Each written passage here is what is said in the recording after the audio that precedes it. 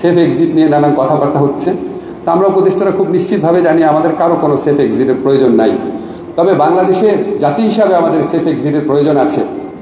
আমরা এই যে গত 55 বছর দুঃশাসন দেখলাম, গুম দেখলাম, বিচার বহির্ভূত হত্যাকাণ্ড, প্যান্ট লুট করে ফেলে জনগণের, সাধারণ মানুষের আমানতের রাখা টাকা, এসালমের গ্রুপের কাজের লোক, ড্রাইভার, এদেরকে শেয়ার হোল্ডার বানায় লুট করে নিয়ে যাচ্ছে।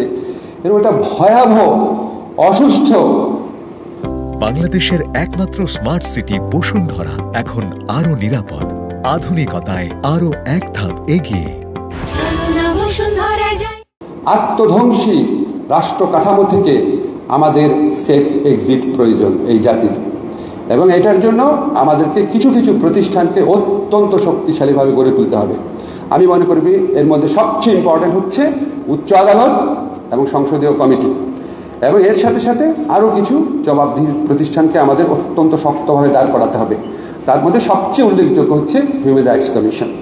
এটা যদি আমরা করতে ব্যর্থ হই, আমাদের এই রুমে যারা আছি, আমাদের বিদেশি বন্ধুরা ছাড়া, আর এই রুমের বাইরে বাংলাদেশের যে মানুষজন আছে, তারা যে কেউ যে কোনো সময় গুরুতর হিউম্যান রাইটস লঙ্ঘনের শিকার হতে পারে। অনেক ভালো ভালো আইনও করা হয়, কিন্তু আলটিমেটলি প্রতিষ্ঠান দাঁড়ায় না। আইন করার ক্ষেত্রে আমাদের কিন্তু ব্যর্থতার ইতিহাস কম। আমরা অনেক অনেক ভালো ভালো আইন করি, কিন্তু প্রতিষ্ঠান করার ক্ষেত্রে আমাদের ব্যর্থতা সীমাহীন। আপনাদের একটা এক্সাম্পল দিই, এটা প্রায়ই মনে হয় আমি কনস্টিটিউশনাল ল পড়াই। আমাদের 72-এর সংবিধানে কিছু সীমাবদ্ধতা ছিল, কিছু ভালো জিনিসও ছিল। একটা খুব ভালো বিধান ছিল যে রাষ্ট্রপতি প্রধান বিচারপতিকে ইন্ডিপেন্ডেন্টলি নিয়োগ করবে। আপনারা সবাই এখানে মোটামুটি লয়ের ব্যাকগ্রাউন্ড আছে, আপনারা জানেন। যেটা এই উদ্দেশ্যেই করা হয়েছিল যেন এখানে রাজনৈতিক প্রভাব না থাকে। রাষ্ট্রপতি ইন্ডিপেন্ডেন্টলি দুইটা কাজই করতে পারে, তার মধ্যে আসলে একটা কাজ করতে পারে, সেটা হচ্ছে প্রধান বিচারপতিকে নিয়োগ করা। কিন্তু আপনারা সবাই জানেন রাষ্ট্রপতি কখনোই প্রধান বিচারপতিকে ইন্ডিপেন্ডেন্টলি নিয়োগ করেন নাই।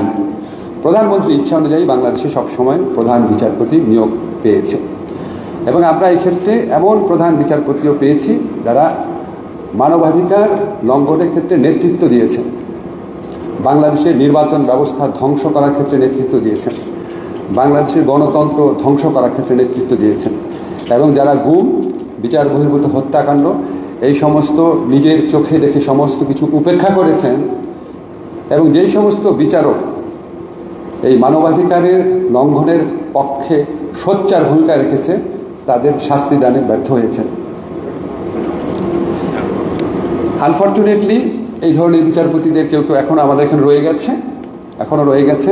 আমরা ইনস্টিটিউশনাল রিফর্মের পথে কিছু দূর অগ্রসর হয়েছি, পুরোটা করতে পারি নাই। পরের যারা ইলেক্টেড গভর্নমেন্ট আছে তাদের কাছে এই দায়িত্বটা থাকলো।